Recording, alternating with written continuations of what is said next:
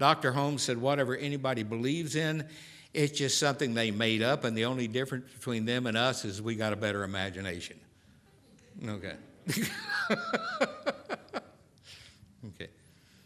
And who do we use as our model for the imagination? The greatest, clearest thinkers who ever lived, both East and West. Not the dogma-created people, not the people basing what they call metaphysics on self-motivation and bibbidi-bobbidi-boo, but people who do what? There is one life, it's God, it's my life, I now affirm as God affirms. Dr. Holmes said our challenge is to move from a faith in God to the faith of God. What would you change this week if you knew you were unlimited possibility and all you had to do is set in motion the consciousness to produce the change you want and be that motion, that consciousness now, and set it in motion now and think like it now? How would you leave here different than you did when you walked in? What would be different about you? How would you feel? How would you give? How would you receive? In the second paragraph, Dr. Holmes says, I will say then that in spirit man is one with God, but what of the great law of the universe? If we are really one with the whole, we must be one with the law of the whole as well as one with the spirit of the whole. You don't have to get it. It arrived when you arrived.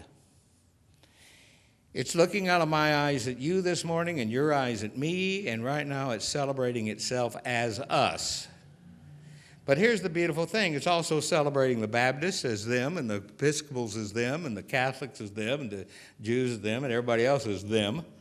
Because there is no them in truth. It's all one thing. But as Emerson said, there wouldn't be any use for it if there were two of it. If there were two of them, there wouldn't be any use for one of them. This is why we need to be to accept the challenge that we're doing what? We're moving forward in life, celebrating the best of ourselves, and giving from the celebration. We live and move and have our being. Dr. Holmes said this, a state of expectancy is a great asset, a state of uncertainty, one moment thinking perhaps, and then the next moment I don't know, will never get the desired result.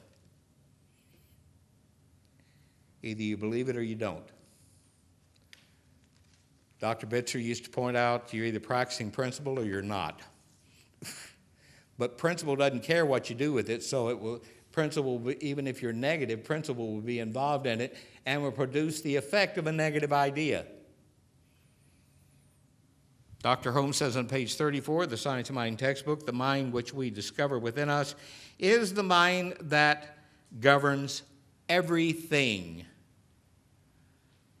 Now, it's governing the whole universe, and it's mathematically correct. But in me as me, it is waiting on my next idea to produce experience. Now, it operates through me as what? Dr. Holmes said nobody knows why we can eat a hamburger and have it change into fingernails, or with my wife, eat a carrot and change into fingernails.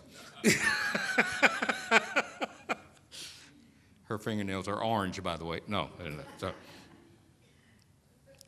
Everyone say, I am rooted in the one creative spirit. It is within me. It is the principle of perfection. I let its action flow in me.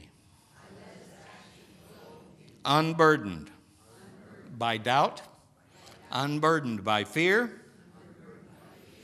unburdened by a false sense of humanity and humility.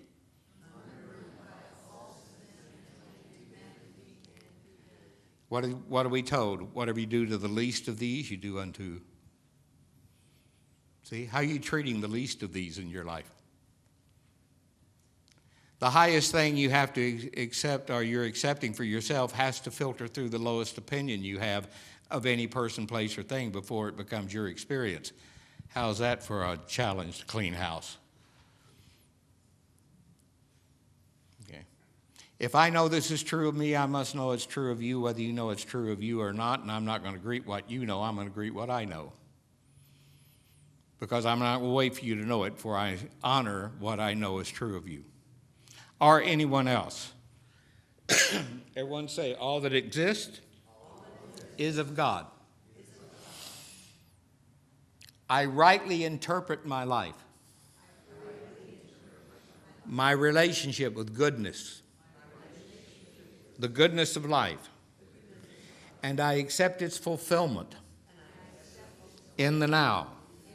In Matthew 5:48, it says, be ye therefore perfect, even as your Father which is in heaven is perfect.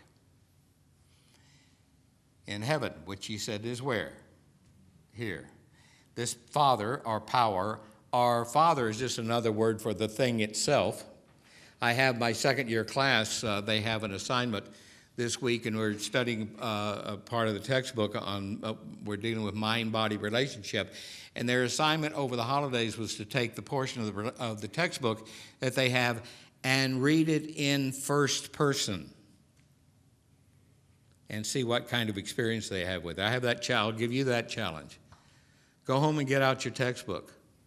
Just open it up somewhere and read a couple of pages in first person and see how it changes, because that is the truth of you in action.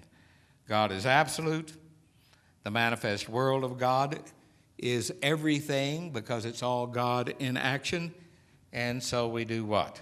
We're going to come to the core of our existence, the center of our truth, which is everywhere at once. I move from God, through God, to God, from the thing itself to the thing itself, through the thing itself. It is everywhere at once. I don't have to get to it. I don't have to earn it. I don't have to beg it or beseech it. All I have to do is know that it is everything I am and direct it from love, from truth. Everyone say, I am the Spirit of truth itself. It is the essence of my nature. Something wonderful is happening now. And it's me. And it's this new year. And it's the wonderful things that are happening in consciousness to produce the healing, the happiness, the prosperity, the joy that is mine. How? By right of consciousness. Say it. By right of consciousness. That's the way it is, people. Let it be your way. Namaste. Good.